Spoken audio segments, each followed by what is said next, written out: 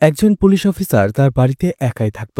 হঠাৎ একদিন রাতের বেলা তার বাড়িতে তার লাশ পাওয়া যায়। সন্দেহের তীর অনেকের দিকে। কি খুন করেছিল সেই পুলিশ অফিসারকে? পুলিশ ডিপার্টমেন্ট হন্যে হয়ে সেই খুনিকে খুঁজতে শুরু করে, আর এরপরে বের হয়ে আসে একের পর এক ভয়ানক রহস্য। তো কি ছিল সেই রহস্য, আর পুলিশ অফিসারকেই কেনই বা খুন করা হলো, সেটাই দেখানো হবে আজকের গল্পে। তো আজ এক্সপ্লেন করতে যাচ্ছি সদ্য মালায়ালাম ভাষায় মুক্তি পাওয়া suspense thriller movie police day. তো hi guys, welcome to my channel ফিল্মের গল্প। এমন নতুন আর অসাধারণ সব মুভি আর ওয়েব সিরিজের এক্সপ্লেনেশন বাংলায় দেখতে চাইলে চ্যানেলটিকে সাবস্ক্রাইব করে রাখতে পারেন। মুভির শুরুটা হয় পুলিশ স্টেশনে। ডিএসপি সাইমনকে দেখানো হয়, যার চাকরি মেয়াদ প্রায় শেষ। কিছুদিন পরেই সে রিটায়ার্ড হবে। কিন্তু ঠিক এই সময়টাতে তার সামনে একটা কেস চলে আসে। আসলে একটি কলেজের মেয়েকে 4 জন মিলে রেপ করেছে, আর সেই কেসটাই আগুনের মতো চারদিকে ছড়িয়ে পড়ছে। নিউজেও বলা হচ্ছিল মেয়েটিকে নৃশংসভাবে রেপ করা হয়েছে। আর এভাবে চলতে থাকলে মেয়েদের নিরাপত্তা কোথায়? পুলিশ এর কি ব্যবস্থা করবে, সেটাই এখন দেখার পালা। সাইমনের ওপর থেকে প্রেশার আসতে থাকে। সাইমনও সাথে সাথেই তদন্ত নেমে পড়ে। সেই মেয়েটির কাছ থেকে স্টেটমেন্ট নেওয়ার পরে সন্দেহভাজন হিসেবে সে 3 জনকে আটক করে। তাদের টর্চার ইন্টারোগেশন করতে থাকে এবং জিজ্ঞেস করতে থাকে সেই দিন আসলে কি হয়েছিল। তারা 3 জনই বলে, স্যার, আমরা ঘটনাস্থলে ঠিকই ছিলাম, কিন্তু আমরা মেয়েটিকে কিছুই করিনি। যা করেছে বালগোপাল নামের একজন লোক করেছে, আর আমরা তাকে চিনি। অবশেষে তারা বালগোপালকে কোথায় পাওয়া যাবে এবং সে কোথায় থাকে সবকিছু বলে দেয়। পুলিশও বালগোপালকে খুঁজতে শুরু করে। অবশেষে একটি চায়ের দোকানে বালগোপালকে দেখা যায়, কিন্তু বালগোপাল পুলিশকে দেখার সাথে সাথেই পুলিশের উপরে হামলা করে এবং সেখান থেকে পালানোর চেষ্টা করে। কিন্তু পুলিশও তাকে ছাড়তে কোনোভাবেই নারাজ। অনেক চেষ্টার পরে, অনেক ধস্তাধস্তি মারামারির পরে অবশেষে তারা বালগোপালকে অ্যারেস্ট করতে সমর্থ হয়। বালগোপালও থানায় আসার পরে পুলিশকে বলতে থাকে সেই মেয়েটিকে সে রেপ করেনি, সে নির্দোষ। কিন্তু সাইমন তাকে টর্চার করে। প্রচণ্ড টর্চারের ফলে একটা সময় বালগোপাল স্বীকার করতে বাধ্য হয় যে সেই মেয়েটিকে রেপ করেছে। অবশেষে কেসটা মোটামুটি সমাধান করে ফেলে সাইমন। পরদিনই দেখা যায় বালগোপালের বাবা সাইমনকে রিকোয়েস্ট করতে থাকে যেন তার ছেলেকে ছেড়ে দেওয়া হয়। তার ছেলে কোনো অপরাধ করেনি। সাইমন বলে, এটা তো বললে হবে না, আমাদের কাছে সব ধরনের প্রমাণ রয়েছে। এছাড়া সাইমন নিজেই স্বীকার করেছে সে সেই মেয়েটিকে রেপ করেছে। এখন হয় ওর যাবজ্জীবন হবে, নয়তোবা আরো কঠিন শাস্তি হবে। কিন্তু লোকটা বারবার সাইমনকে রিকোয়েস্ট করতে থাকে যে করেই হোক তার ছেলেকে যেন ছেড়ে দেওয়া হয়। সাইমন বলে, আপনি খুবই তাড়াতাড়ি আমার কাছে এসেছেন, নয়তোবা আপনার ছেলের তো জেল নিশ্চিত হয়ে যেত। আমি একটা কাজ করতে পারি, এই কেসে সন্দেহভাজন হিসেবে আমি আরো 3 জনকে আটক করেছি। হয়তোবা এই কেসটা আমি সেই 3 জনের উপরে চাপিয়ে দেব, আর আপনার ছেলে চাইলে এই কেসটা থেকে সসম্মানে মুক্তিও পেয়ে যেতে পারে। কিন্তু এর জন্য একটু খরচা করতে হবে। লোকটা বলে, কেমন কি করতে হবে আমাকে বলুন, আমি সব করতে রাজি। সাইমন বলে, পাশেই আমার একজন লয়ার আছে, আপনি ওর সাথে দেখা করুন। ও আপনাকে সবকিছু বুঝিয়ে বলে দেবে কখন কি করতে হবে। বালগোপালের বাবার সাথে সাথে সেই লয়ারের সাথে দেখা করে এবং সেই লয়ার তাকে সবকিছু বলে দেয়। বালগোপালের বাবার কাছ থেকে বিশাল পরিমাণ টাকার অঙ্ক নিয়ে বালগোপালকে সেই কেস থেকে নির্দোষ হিসেবে মুক্তি দিয়ে দেয়, আর সেই 3 জন নিরপরাধ লোককে মেয়েটির রেপ কেসে ফাঁসিয়ে দেয়। বুঝে যাচ্ছিল সাইমন একজন করাপ্টেড পুলিশ অফিসার। এরপরেই সেই লয়ার টাকা এবং অনেক খাবার নিয়ে সাইমনের সাথে দেখা করতে আসে। আজকে রাতে সেখানে তারা ড্রিঙ্কস করবে, খাবার খাবে, পার্টি করবে, আনন্দ ফুর্তি করবে। কিন্তু সাইমনের বাড়িতে একজন সার্ভেন্ট ছিল, অর্থাৎ কাজের লোক, যার নাম বাসি। বাসি আগে থেকেই অনলাইনে খাবার অর্ডার করে ফেলেছিল, কিন্তু ইতোমধ্যে সাইমনের লয়ার ফ্রেন্ড অনেক খাবার নিয়ে এসেছিল। এজন্য সাইমন সেই ডেলিভারি বয়কে বলে অর্ডার ক্যান্সেল করে দিতে, এই খাবারগুলো ফেরত নিয়ে যেতে। কিন্তু ডেলিভারি বয় বলে, স্যার, অর্ডার তো এখন ক্যান্সেল করা যাবে না, আপনাকে এই খাবারগুলো রিসিভ করতেই হবে। এতে সাইমন রেগে যায়, বলে, তুমি জানো আমি কে? আমি একজন ডিএসপি, আমি চাইলে তোমাকে অনেক কিছু করে ফেলতে পারি, তাই আগে এখান থেকে চলে যাও। কিন্তু তারপরেও যখন ডেলিভারি বয় খাবার নেয়ার জন্য জোর করছিল, তখন সাইমন রেগে যায় আর ডেলিভারি বয়কে চড় মেরে বসে, মারধর করতে থাকে। তার লয়ার বন্ধু এবং তার কাজের লোক বাসি তাকে থামায়, কিন্তু সেই ফুড ডেলিভারি বয়ও অনেক রেগে গিয়েছিল। যাওয়ার সময় সে সাইমনকে থ্রেট দিয়ে বলে, আমি তোমাকে দেখে নেব। এর কিছুক্ষণ পরে সাইমনের আরও এক বন্ধু আসে। সাইমন, তার 2 বন্ধু এবং বাসি সবাই মিলে সেখানে নাচ গান করে, মদ খায়, খাবার খায়, পার্টি করে। আর একটা সময় রাতের বেলা নেশায় বুঁদ হয়ে সাইমন চলে যায় তার বেডরুমে। বেডে জেগে শোয়ার কিছুক্ষণ পরে একটা মেয়ে সাইমনকে কল করে, আর মেয়ের সাথে কথা শুনে বোঝাই যাচ্ছিল সাইমনের ঘুষ নেওয়ার অভ্যাসের পাশাপাশি মেয়েদের সাথে সময় কাটানোর অভ্যাসও রয়েছে। সেই মেয়েটি সাইমনকে বলে, স্যার কি ব্যাপার, আপনি কি আমাকে ভুলে গেছেন? অনেকদিন ধরে আমার কাছে আসছেন না? অর্থাৎ সেই মেয়েটি ছিল একজন প্রস্টিটিউট। সাইমন বলে, আসলে আমি একটা কেসে ব্যস্ত হয়ে গেছি, আর সেই জন্যই তোমার কাছে আসতে পারছি না। কেসটা শেষ করেই আমি চলে আসব। আর সেখানেই তারা ভিডিও কলে কথা বলতে থাকে। সিন কাট হয়ে যায়। এরপরে জিবা নামের একজন কয়েদিকে দেখানো হয়, জেলে বন্দী ছিল। আর সে তার পকেট থেকে সাইমনের ফটোটাই বের করে। বোঝাই যাচ্ছিল সে সাইমনের প্রতি প্রচন্ড রেগেছিল, আর সেই রাগ থেকেই সে সাইমনের ফটোটা জ্বালিয়ে দেয়। এদিকে মাঝরাতে হঠাৎ করেই সাইমনের ঘুম ভেঙে যায়। তার পানির পিপাসা পায়। তখনই সে দেখতে পায় তার বেডরুমে পানি ছিল না। পানি খাওয়ার জন্য সে নিচে চলে আসে। ঠিক তখনই হঠাৎ করেই সাইমনের বাসার কলিং বেল বেজে ওঠে। সাইমন অবাক হয়ে যায় যে মাঝরাতে তার বাড়িতে কে বা আসবে, কিন্তু তারপরও কৌতূহল নিয়ে সে এগিয়ে যায় দরজা খোলার জন্য। দরজা খুলে সাইমন সামনে কাউকেই দেখতে পায় না, কিন্তু হঠাৎ করেই তার চোখ পড়ে দরজায় রেখে যাওয়া একটা নোটের ভেতরে। আর সেই নোটটা পড়তেই সাইমন অবাক হয়ে যায়, কারণ নোটের ভেতরে লেখা ছিল, আমি তোমাকে মেরে ফেলবো। সাইমন অবাক হয়ে যায়, মাঝরাতে তার বাড়িতে এমন একটা নোট কেই বা রেখে যাবে। সে আশপাশটা ভালো করে তাকায়। তখনই তার মনে পড়ে আজকের বিকেলের কথা। সে ভাবে হয়তো সেই ডেলিভারি বয় তাকে ভয় দেখানোর জন্য এই নোটটা ছেড়ে গেছে। সে পাত্তা না দিয়ে আবারও ভেতরে চলে যায়। সিন কাট হয়ে যায়। এরপরেই একজনকে পেইন্টিং করতে দেখা যায়, কিন্তু অবাক করার বিষয় হচ্ছে তার পেইন্টিংয়ের ভেতরে সাইমনের ছবি আঁকা ছিল, আর সেই ছবিগুলোর ভেতরে সে পিন গেঁথে রেখেছে। আর বোঝাই যাচ্ছিল তারও সাইমনের উপরে অনেক বেশি রাগ। সে সেই ছবি দিয়ে ইমাজিনেশন করছে যে সাইমনকে সে মেরে ফেলবে। সকালবেলা যখন সাইমন ঘুম থেকে উঠে দরজা খুলে সে দেখতে পায় সেখানে একটা ফুলের বুকি রয়েছে, আর এই ফুলগুলো মৃত মানুষের পাশে দেওয়া হয়। এটা দেখে সাইমন প্রচন্ড রেগে যায়, আশেপাশে তাকাতে থাকে।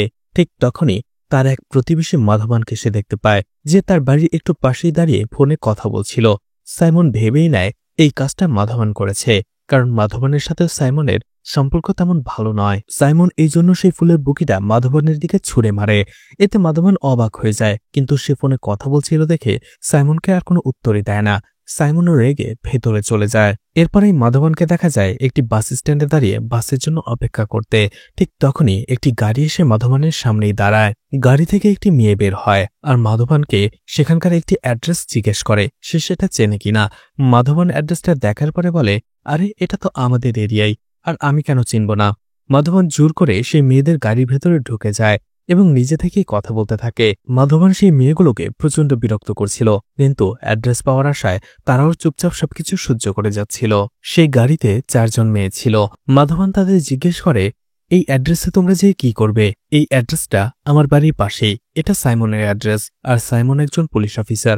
এছাড়া ও তেমন সুবিধার লোক নয়, খুবই ডেঞ্জারাস। তোমরা সাবধানে থেকো, আর তোমাদের যদি কোনো কিছু প্রয়োজন হয় তাহলে অবশ্যই আমার কাছে আসবে।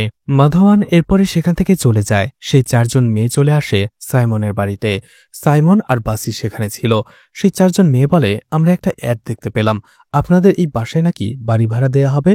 বাসি খুশিতে গদমদ হয়ে বলে, হ্যাঁ হ্যাঁ, সেই অ্যাডটা আমরাই দিয়েছি। বাসি বলে, আপনারা আমার সাথে আসুন, সেই ঘরটা আমি আপনাদের দেখিয়ে দিচ্ছি। বাসি তাদের ওপরতলায় নিয়ে সেই ঘরটা তাদের দেখাতে শুরু করে। এছাড়া ঘর দেখানোর পাশাপাশি সে সেই মেয়েগুলোর সাথে ফ্লার্টিংও করতে থাকে। এছাড়া বোঝাতে থাকে যে সে এই বাড়ির কাজের লোক নয়, বরং সে এই বাড়িরই লোক। সে যা বলবে সাইমন স্যার সেটাই করবে। এর কিছুক্ষণ পরেই সাইমন সেখানে চলে আসে। সাইমন সেখানে মেয়েদের সাথে ঘর ভাড়ার ব্যাপারে কথা বলতে থাকে। সাইমন বলে অ্যাডভান্স তাকে 50,000 টাকা দিতে হবে, আর ঘর ভাড়া প্রতি মাসে 15,000 টাকা। সেই মেয়েগুলো বলে তারা এতে রাজি, কারণ এই ফ্ল্যাটটা তাদের খুবই পছন্দ হয়েছে।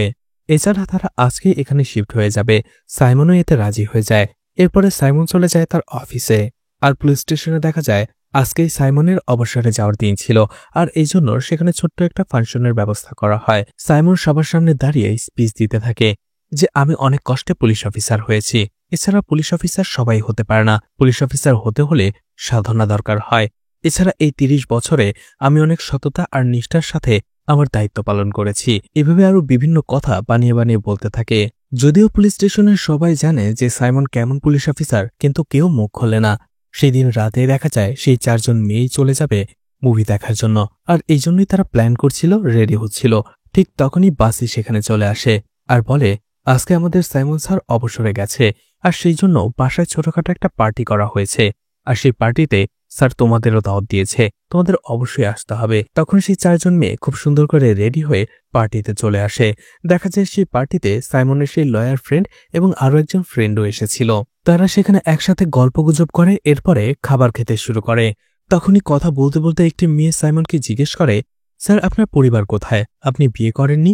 তখনই বাসি বলতে থাকে, স্যার বিয়ে অনেক আগেই করেছে, তার একটি ছেলেও রয়েছে, কিন্তু স্যারের ওয়াইফ এবং তার ছেলে স্যারের সাথে থাকে না, তারা অন্য জায়গা থেকে বিজনেস দেখাশোনা করে।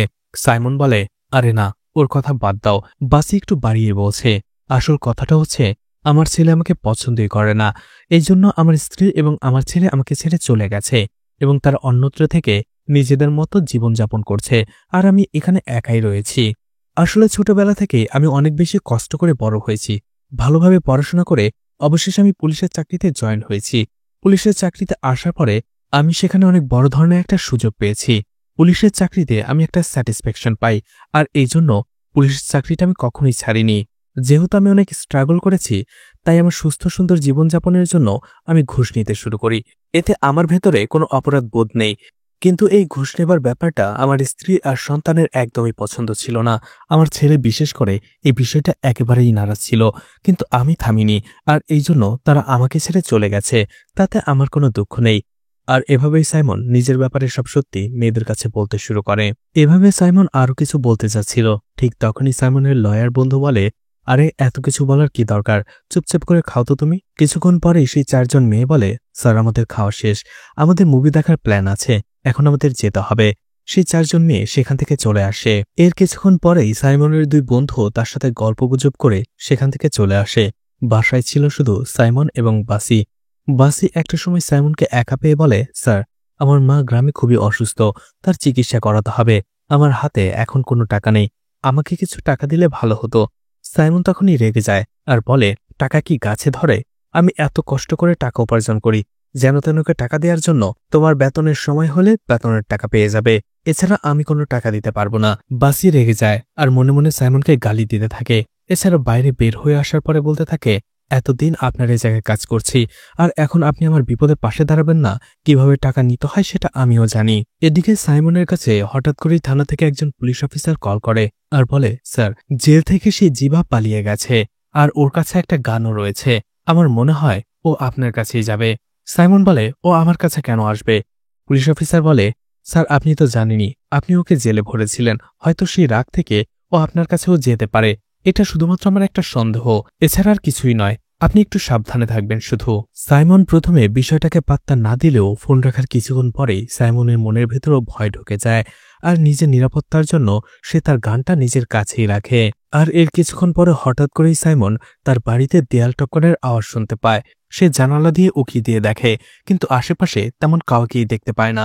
সাইমনের ভয়টা আরো বেশি বেড়ে যায়, তাই তার বাড়ির আশেপাশে যে পুলিশ অফিসার পেট্রোলে ছিল তাকে কল করে এবং জিজ্ঞেস করে তার বাড়ির আশপাশটা চেক দেওয়ার জন্য। সেই পুলিশ অফিসার কিছুক্ষণ পরে সাইমনকে কল করে আর বলে, স্যার আপনি নিশ্চিন্তে থাকুন, আপনার বাড়ির আশেপাশে কেউ নেই। সাইমন তখন জিবার ব্যাপারে জিজ্ঞেস করে। সেই পুলিশ অফিসার বলে, ওই বিষয় নিয়ে আপনি মাথা ঘামাবেন না, পুরো শহরের পুলিশ জিবাকে খুঁজে বেড়াচ্ছে, ওকে আমরা খুব তাড়াতাড়ি ধরে ফেলবো। আর এরপরেই সাইমন ঘুমিয়ে পড়ে। পরদিন সকালবেলাতে বাসি আবারও সাইমনের বাড়িতে চলে আসে। আসলে রাতের বেলা সাইমন বাসা থেকে রাগ করে বের হয়ে গিয়েছিল। বাসায় আসার পরে দরজায় কয়েকবার কলিং বেল বাজায়, কিন্তু সাইমন দরজায় খুলছিল না। বাসি কয়েকবার কলিং বেল বাজানোর পরেও সাইমন দরজা খুলছিল না। এরপরে বাসি নিজের কাছে থাকা চাবি দিয়ে সে দরজা খুলে ভেতরে ঢুকে যায়, আর ঢুকতেই সে হতবাক হয়ে যায়, কারণ ফ্লোরের ভেতরে সাইমনের লাশ পড়েছিল, তার হাতে গান ছিল, আর তার বুকে কেউ গুলি করে তাকে মেরে ফেলেছিল।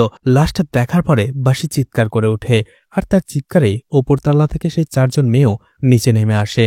লাশ দেখার পরে তারাও হতবাক হয়ে যায়। সেই 4 জনের ভেতরে মীরা সাথে সাথে পুলিশকে কল করে। কিছুক্ষণ পরে খবর পাওয়ার পরে পাশের বাসা থেকে মাধবানও চলে আসে, আর যখনই সে সাইমনের লাশটা দেখতে পায় সে আফসোস করার পরিবর্তে মনে মনে খুশি হয়ে যায়। এরপরেই এসপি মোহনকে দেখানো হয়, তার কাছে কমিশনার কল করে আর সাইমনের কেসটার ব্যাপারে বলে যে পুলিশের ডিএসপি সাইমন খুন হয়েছে আজকে নিজ বাড়িতেই। এছাড়া জেল থেকে জিবা নামের একজন কয়েদি ফেরার হয়েছে, পালিয়ে গেছে।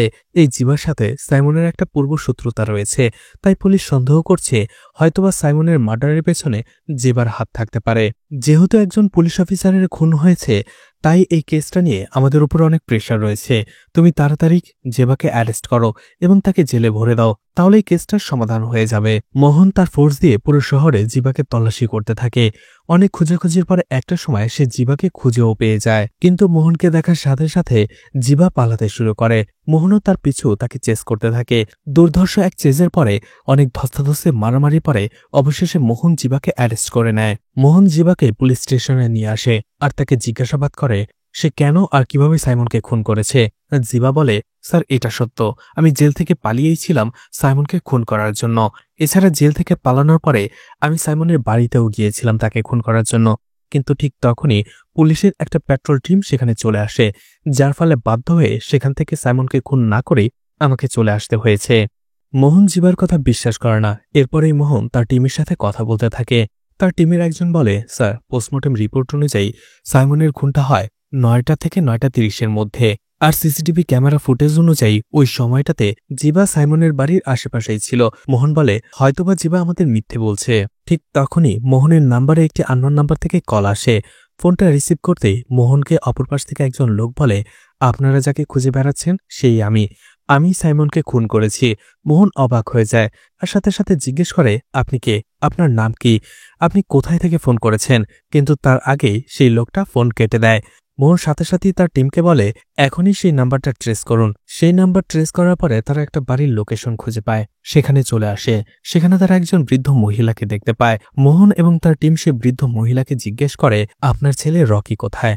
আসলে যে নাম্বার থেকে কলটা এসেছিল সেই নাম্বারটা রকি নামের একজন লোকের নামে রেজিস্টার করা ছিল। তখন সেই বৃদ্ধ মহিলা বলে, আমার ছেলে তো ঘরেই ঘুমিয়ে আছে। পুলিশ সাথে সাথেই যে রকিকে অ্যারেস্ট করে নিয়ে আসে। পুলিশ স্টেশনে আসার পরে রকি স্বীকার করে নেয় যে হ্যাঁ, সেই সাইমনকে খুন করেছে। সেই রাতে সাইমনের বাড়িতে সে গিয়েছিল এবং জানালা দিয়ে গুলি করে সাইমনকে সে খুন করেছে। আর এই রকি হচ্ছে সেই পেন্টার যে সাইমনের ছবি এঁকে সেটার ভিতর পিন গেঁথে নিজের রাগ ঝেড়েছিল। এর কিছুক্ষণ পরেই রকির মা থানায় চলে আসে। রকির মা মোহনের সাথে কথা বলতে থাকে আর বলে, বিশ্বাস করুন, আমার ছেলে কখনোই কাউকে খুন করতে পারে না। আসলে সেই সাইমন আমার ছেলের অনেক বড় একটা সর্বনাশ করে দিয়েছিল। অনেক কষ্টে টাকা জমিয়ে আমার ছেলের বাইরে যাওয়ার ব্যবস্থা করেছিলাম, কিন্তু বিদেশে যাওয়ার ঠিক আগ মুহূর্তেই সাইমন আমার ছেলেকে মিথ্যে কেসে ফাঁসিয়ে দিয়ে তাকে জেলে ভরে দেয়, যার ফলে আমার ছেলের পুরো ক্যারিয়ারটাই নষ্ট হয়ে যায়। আমাদের সব টাকাই বিফলে চলে যায়। আর টাকার শোক সহ্য করতে না পেরে আমার ছেলে মেন্টালি ডিস্টার্ব হয়ে গেছে, আর এই জন্যই সে এমন আবুলতাবুল কাজ করেছে, আবুলতাবুল বলেছে। কিন্তু আমার ছেলে কাউকে খুন করতে পারে না। এছাড়া ওই রাতে যখন সাইমন খুন হয়েছে আমার ছেলে আমার সাথেই ছিল। মোহন সে বৃদ্ধ মহিলার কথা তেমন বিশ্বাসই করে না। সে রকির মা বলে, রকি কি করেছে না করেছে সেটা ইনভেস্টিগেশনেই বের হয়ে আসবে, আপনি আপাতত এখান থেকে চলে যান। ইনভেস্টিগেশনে রকি যদি নির্দোষ প্রমাণ হয় অবশ্যই রকিকে ছেড়ে দেওয়া হবে। এরপরেই মোহনকে দেখা যায় সাইমনের বাড়িতে ভাড়া আসা সেই 4জন নতুন মেয়েকে ডেকে নেয় ইনকোয়ারির জন্য। সেই 4জন সেই রাতে তারা কি করেছিল মোহন তাদের জিজ্ঞেস করে। সেই 4জন মেয়ে তাদের বয়ানে বলে তারা সেই রাতে সাইমনের সাথে একসাথে ডিনার করে এবং এরপরে সেখান থেকে তারা মুভি দেখতে চলে আসে। মোহন তাদের জিজ্ঞেস করে, মুভি দেখে যখন আপনারা বাড়ি ফিরছিলেন তখন অস্বাভাবিক কিছু লক্ষ্য করেছিলেন বা অপরিচিত কাউকে বাড়ির আশেপাশে ঘোরাফেরা করতে দেখেছিলেন? তারা 4জনেই বলে, না, তারা এমন কিছু লক্ষ্য করেনি, এমনকি বাড়ির আশেপাশে কাউকে দেখতেও পায়নি। কিন্তু পরদিন সকালবেলাতে যখন সাইমন স্যার মারা যায়, এরপরে মাধবান অর্থাৎ তার প্রতিবেশী যখন সেখানে আসে, মাধবানকে দেখে একেবারেই অস্বাভাবিক মনে হচ্ছিল। একজন মানুষ মারা গেলে তার জন্য যে শোক প্রকাশ করা হবে সেটা কোনোটাই মাধবানের ভেতরে ছিল না। এছাড়া আমরা শুনেছি মাধবানের সাথে সাইমন স্যারের একটা দ্বন্দ্ব ছিল। এরপরেই মোহন সেই 4জন মেয়েকে জিজ্ঞেস করে, সাইমনের যে কাজের লোক বাসি সে কেমন লোক? সেই 4জন মেয়ে বলে, সে তো আমাদের কাছে ঠিকঠাকই মনে হয়েছে। এছাড়া তার ব্যাপারে আমরাও বেশি কিছু জানি না, কারণ আমরা মাত্র কয়েকদিনই হলো সেই বাড়িতে ভাড়া এসেছি। এরপরে মোহন এবং তার টিম ফরেন্সিক ডক্টরের সাথে কথা বলে। সেখানে মোহন তাকে জিজ্ঞেস করে সাইমনকে কতটা দূরত্ব থেকে গুলি করে মারা হয়েছে। ফরেন্সিক ডক্টর বলে তাকে খুব কাছে থেকে গুলি করে মারা হয়েছে, 10 থেকে 15 ফিটের মতো হবে। মোহন জিজ্ঞেস করে, জানালা থেকে গুলি করে তাকে কি মারার কোনো সম্ভাবনা রয়েছে? ফরেন্সিক ডক্টর বলে, কোনোভাবেই নয়। লাশটা যেখানে পড়েছিল সেখান থেকে জানালার দূরত্বটা অনেক, তাই সেখান থেকে কোনোভাবেই তাকে গুলি করে মারা হয়নি। এছাড়া ফরেন্সিক ডক্টর মোহনকে আরও একটা ইনফরমেশন দেয়। সে ফরেন্সিক ডক্টর বলে, গুলি করার অ্যাঙ্গেল দেখে এবং বুলেটের অ্যাঙ্গেল দেখে বোঝাই যাচ্ছিল যে এই খুনি লেফট হ্যান্ডেড অর্থাৎ বাঁ হাতি। এছাড়া খুনি খুবই প্ল্যান করে এই খুনটা করেছে, কারণ খুনি খুব প্ল্যান করে খুন করে তার আশেপাশ থেকে সব প্রমাণ মিটিয়ে ফেলেছে, যার ফলে ক্রাইম সিন থেকে আমরা তেমন কোনো এভিডেন্সই পাইনি।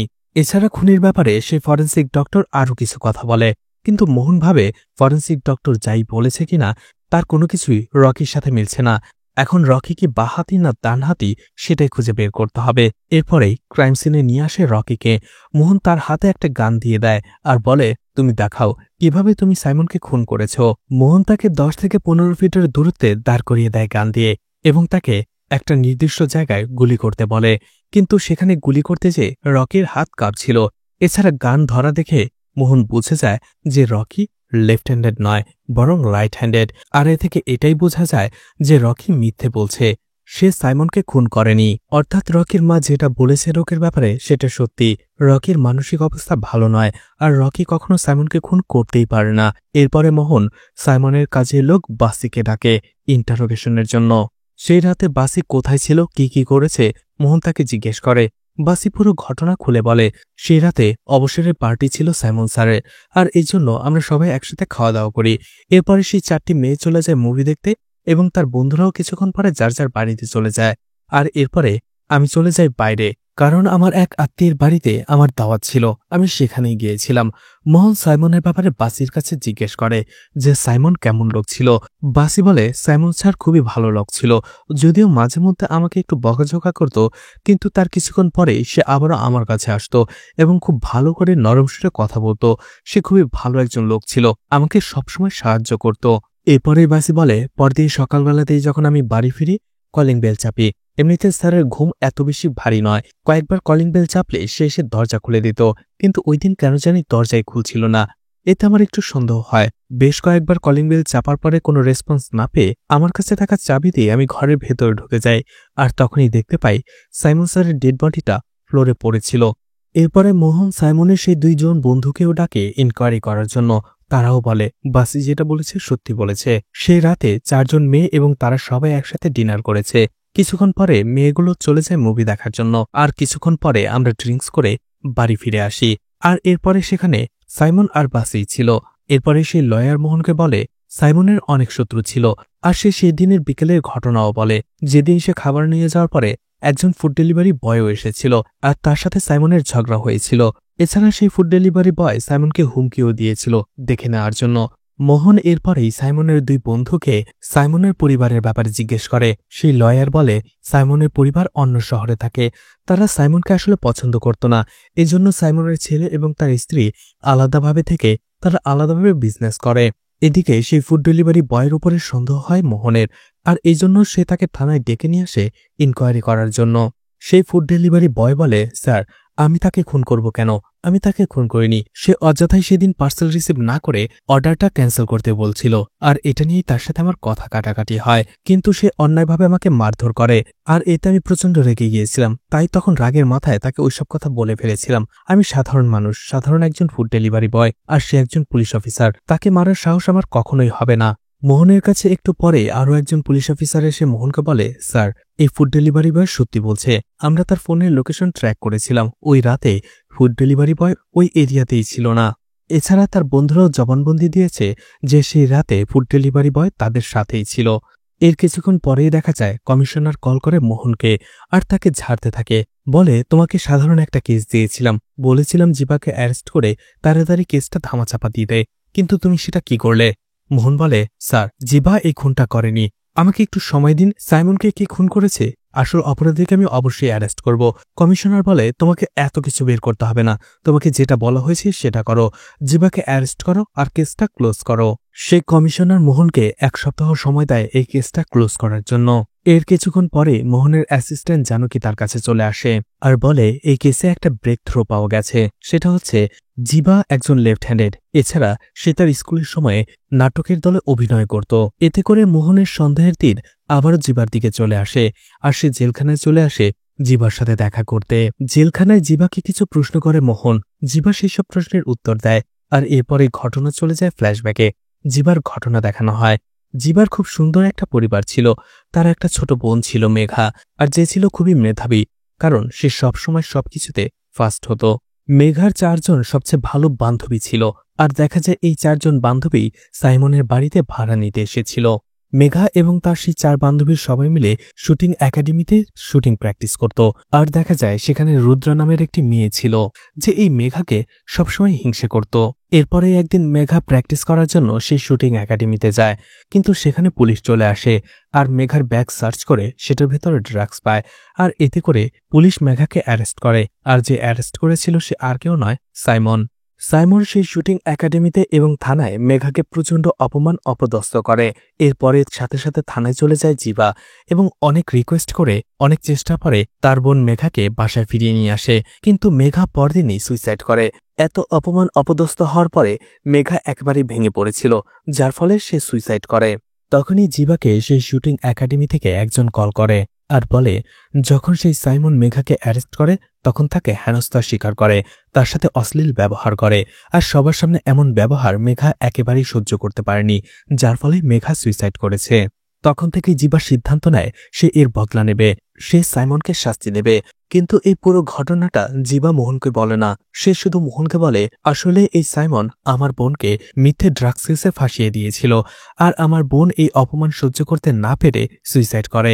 আমি এই শুধু বদলা নিতে চেয়েছিলাম, কিন্তু আমি সাইমনকে খুন করিনি। এরপরে একজন পুলিশ অফিসার মোহনকে কল করে আর বলে, সাইমনের বাড়িতে যে 4 জন মেয়ে ভাড়া থাকতো তারা তাদের ওয়ার্কিং অ্যাড্রেসটা ভুল বলেছে, তারা সেই কোম্পানিতে চাকরি করে না। মোহন চিন্তায় পড়ে যায়, এই 4 জন মেয়ে আমাকে মিথ্যে কেন বলল। মোহন তখন এই 4 জন মেয়েকেই সন্দেহ করতে থাকে। তারা যে বলেছিল সেই রাতে তারা মুভি দেখতে গিয়েছে, সত্যিকে তারা মুভি দেখতে গিয়েছিল। মোহন সেই সিনেমা হলে যেয়ে খোঁজ নেয়, সিনেমা হলে সেই রাতের সিসিটিভি ফুটেজ দেখে, সেখানে একটা বিষয় দেখে মোহন অবাক হয়। এরপরেই মোহন চলে যায় মেঘার শুটিং একাডেমিতে, সেখানে মেঘার ব্যাপারে জিজ্ঞাসাবাদ করে সে। শুটিং একাডেমির সবাই বলতে থাকে মেঘা যে ড্রাগস নিতে পারে এটা তারা বিশ্বাসই করেনি। এছাড়া তাদের মনে হয় সাইমন মেঘাকে মিথ্যে কেসে ফাঁসিয়ে দিয়েছে, এর পেছনে হয়তোবা কোনো কারণ ছিল। এছাড়া শুটিং একাডেমির সবাই মোহনকে রুদ্র নামের সেই মেয়েটির কথাও বলে, রুদ্রা যে মেঘাকে সবসময় হিংসে করত সেই কথাটাও বলে। এছাড়া সেই রুদ্রের সাথে মেঘার যে কয়েকবার ঝগড়া হয়েছে সেটাও বলে। মোহন অবশেষে রুদ্রের ঠিকানা নিয়ে তার সাথে দেখা করে। প্রথমে রুদ্রা বলে, না তেমন কিছুই নয়, মেঘার সাথে তার তেমন কিছুই ছিল না। কিন্তু মোহনের কথার মার প্যাচে একটা সময় রুদ্রা কিছু সত্যি বলতে বাধ্য হয়। রুদ্রা বলতে শুরু করে, মেঘা প্রত্যেকটা কম্পিটিশনে সবসময় ফার্স্ট হতো, আর এটা দেখে আমার খুব হিংসে হতো। আমি ডিপ্রেশনে চলে গিয়েছিলাম। আর এটা যখন আমি আমার বাবাকে বলি, আমার বাবার সাথে সাইমনের খুব ভালো সম্পর্ক ছিল, তারা দুজনে মিলে এই প্ল্যানটা করে। আমি বুঝতে পারিনি তারা এই কাজ করবে। আমার বাবা এবং সাইমন দুজনে মিলে মেঘাকে মিথ্যে ড্রাগস কেসে ফাঁসিয়ে দেয়, কিন্তু আমি বুঝতে পারিনি এ থেকে মেঘা সুইসাইড করবে। আর এরই মধ্যে মোহন রুদ্রার বাসায় একটি ফটো দেখে চমকে যায়, কারণ ফটোর ভেতরে মেঘার পাশাপাশি সেই 4 জন মেয়েও ছিল যারা সাইমনের বাড়িতে বাসা ভাড়া নিয়েছিল। মোহন রুদ্রার কাছ থেকে জানতে পারে এই 4 জন হচ্ছে মেঘার বেস্ট ফ্রেন্ড, আর এরাও শুটিং একাডেমিতে শুটিং প্র্যাকটিস করত। মোহন পুলিশ স্টেশনে আসার পরে সেই 4 জন মেয়েকে আবারও থানায় ডাকে এবং বলে, তোমরা খুবই প্ল্যানিং করে সাইমনকে মেরে ফেলেছ। সেই 4 জন মেয়ে বলে, স্যার আপনার কাছে কি প্রমাণ আছে? আমরা সাইমনকে খুন করিনি। মোহন তখন প্রমাণ দেখানোর জন্য বলে, তোমরা সবার চোখে ধুলো দেওয়ার জন্য প্রথমেই সিনেমা হলে যাওয়ার নাটক করো, আর এরপরেই সেখান থেকে 2 জন কাপড় পাল্টিয়ে বাইরে বের হয়ে আসো, এবং এটা যেন কেউ বুঝতে না পারে এই জন্য তোমাদের কাপড় অন্য 2 জন মেয়েকে পরিয়ে সেই সিনেমা হলেই বসিয়ে রেখেছিলে। তোমরা 2 জন ছদ্মবেশে সিনেমা হল থেকে বের হয়ে আসো, আর আবারও বাসায় এসে সাইমনকে খুন করে আবারও সিনেমা হলে ফিরে যাও, আর এরপরে সবাইকে দেখানোর জন্য একসাথে 4 জন বের হয়ে আসো। কিন্তু তারা 4 জন স্বীকার করে না, বলে আমরা মুভি দেখতে গিয়েছিলাম। মোহন বলে, সেই দিন যে 2 জন মেয়েকে তোমরা বদলি হিসেবে রেখে এসেছিলে তারা 2 জন আমার কাছে জবানবন্দি দিয়েছে। অবশেষে 4 জন স্বীকার করে নেয়, হ্যাঁ তারাই সাইমনকে খুন করেছে। সেদিন তারা সিনেমা হলে এসেছিল, এর মধ্যে 2 জন কাপড় বদলে আবারও ফিরে গিয়েছিল সাইমনকে খুন করার জন্য। তারা এরপরে বাসায় ফিরে আসলে সাইমন তাদের জিজ্ঞেস করে, তোমরা এত তাড়াতাড়ি কি করে ফিরে আসলে? সেই 2 জন মেয়ে বলে, স্যার আমরা আপনাকে খুন করতে এসেছি। তখনই মীরা গান পয়েন্ট করে সাইমনের দিকে। সাইমন নিজেকে বাঁচানোর জন্য তাদের সাথে ফাইট করতে থাকে। 3 জনের ভেতরে ধস্তাধস্তি হয়। অবশেষে ধস্তাধস্তির একটা পর্যায়ে সাইমনকে মীরা গুলি করে মেরেই ফেলে, আর এরপরে তারা আবারও সিনেমা হলে ফিরে আসে। মোহন বলে, তোমরা মেঘা হত্যার প্রতিশোধ নেওয়ার জন্য সাইমনকে তো মেরে ফেলেছ, কিন্তু তার সাথে সাথে তোমাদের 2 জনের ভবিষ্যৎও তোমরা শেষ করে দিয়েছ। এরপরেই তাদের 2 জনকে অ্যারেস্ট করা হয়। এর কিছুদিন পরের ঘটনা দেখানো হয়, যেখানে জিবা জেল থেকে বের হয়ে আসে, মোহনের সাথে দেখা করে। জিবাকে মোহন বলে, তুমি জেল থেকে বের হয়ে গেছো, তোমার বোনের সুইসাইডের জন্য যে দায়ী সেও মারা গেছে, এখন তুমি তোমার জীবনটা ভালো করে কাটিয়ে দাও। কিন্তু ঠিক সেই রাতে জিবা চলে যায় রুদ্রার বাবাকে খুন করার জন্য, আর সেখানে সে রুদ্রার বাবাকেও খুন করে ফেলে। আর এখানেই মুভিটি শেষ হয়ে যায়। তো মুভিটা আপনাদের কেমন লেগেছে কমেন্ট করে জানাতে পারেন। আর মুভিটা ভালো লাগলে লাইক কমেন্ট শেয়ার করে পাশে থাকতে পারেন। তো আজকের মতো বিদায় নিচ্ছি, আবারও দেখা হবে নতুন কোনো মুভি বা ওয়েব সিরিজ নিয়ে। ততক্ষণ পর্যন্ত ভালো আর সুস্থ থাকবেন সবাই। আজকের মতো বিদায় নিচ্ছি, আল্লাহ হাফেজ।